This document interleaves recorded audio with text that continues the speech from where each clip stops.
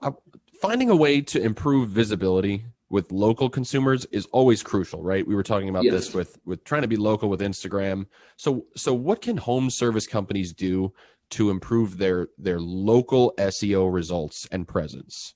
Yeah. So the number one thing, so Google's algorithm, if you think about it, what does Google want? Google wants to provide their users, us, searchers, with the best answer, right, to the result, right? And so if you as a company are that best answer, then you're more likely to rank. And how does Google find out if you're that best answer?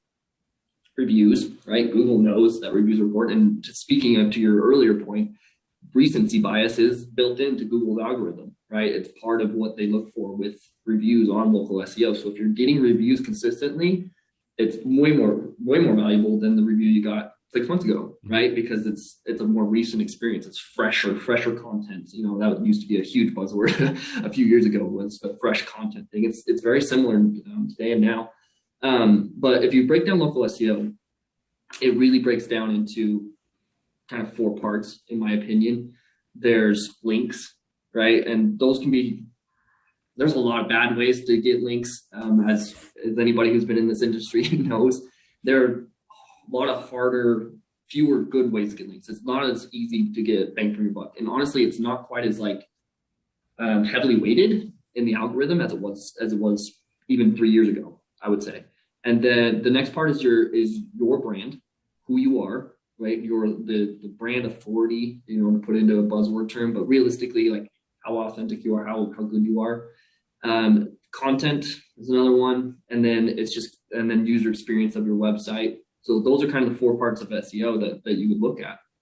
And if you're going to do one thing, the thing that I tell all my business owners, if you're going to do one thing, it's go out and get those Google reviews, because it's weighted so heavily on everything that you do. Plus, even if you aren't ranked number one, like in the traditional map pack that we see for SEO, right? So you do a Google search, you know, the plumber near me, right? And they show up with the 3 results.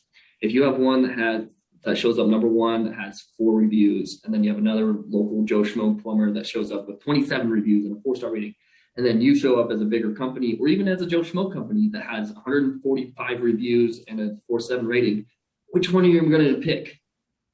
You're going to pick the one with more reviews and a better overall rating. In fact, some people are distrusting of somebody that has 10 reviews and 5-star rating. Like, okay, did you fish for those? Are those just your select best customers?